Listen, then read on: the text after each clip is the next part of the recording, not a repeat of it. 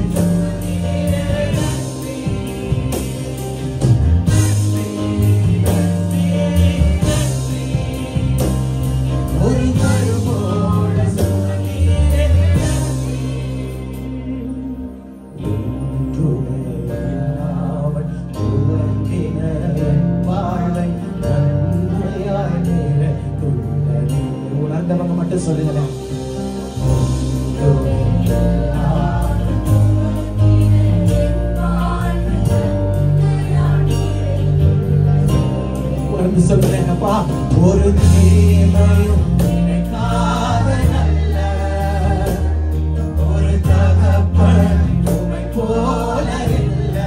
சொல்லுங்க சொல்லுங்க சொல்லுங்க. ஒரு தீமையும் நினைக்காத நல்ல ஒரு தகப்பன் உம்மை போல இல்லை. அதனால நாங்கள் அவரை பார்த்து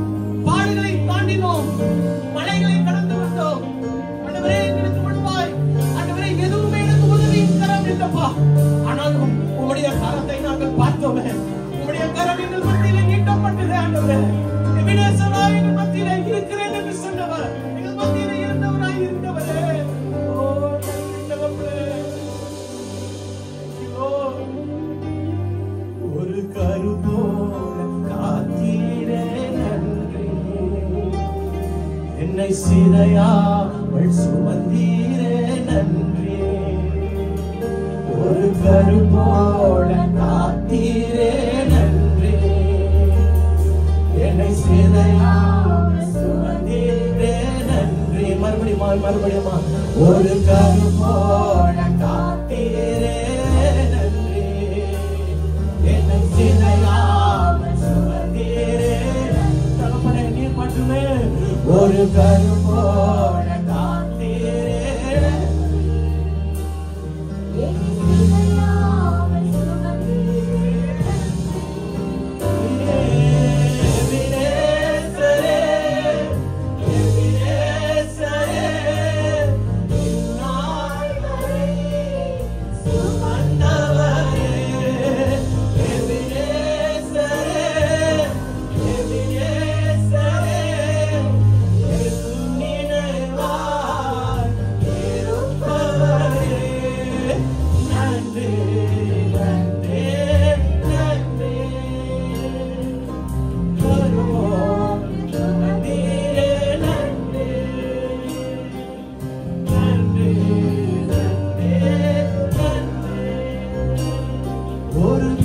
போல சுமந்தீரே.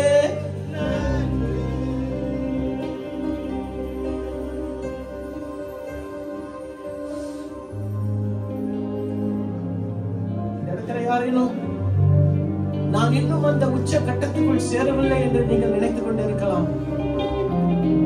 உன்னுடைய பார்வையில நீ அற்பமானவனாய் காணப்படலாம். ஆனால் கர்த்தருடைய பார்வையில உன்னை இன்றும் என்னையும் உன்னையும் சம்பூர்ணமாய் தான் பார்க்கிறார். அல்லேலூயா.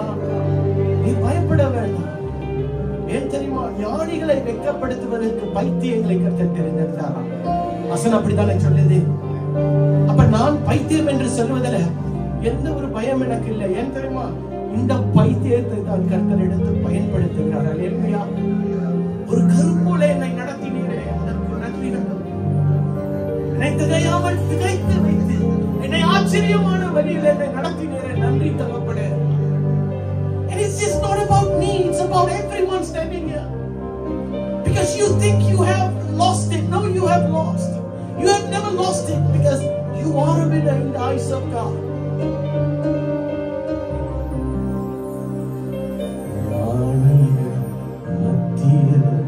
பைத்தியம் என்னையும் அழைத்தது அதிசயம்.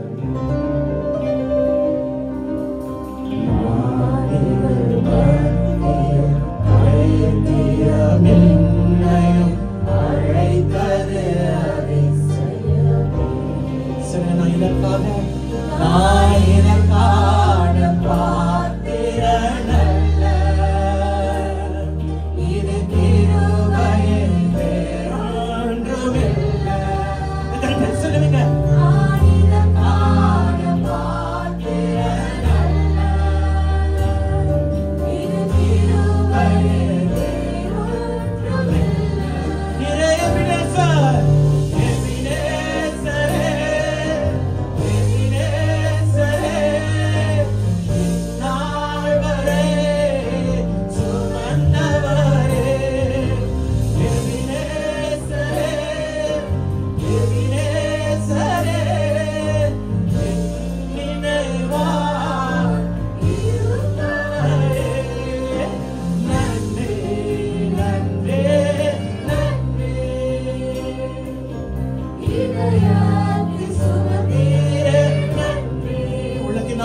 சொல்லுங்களேன்.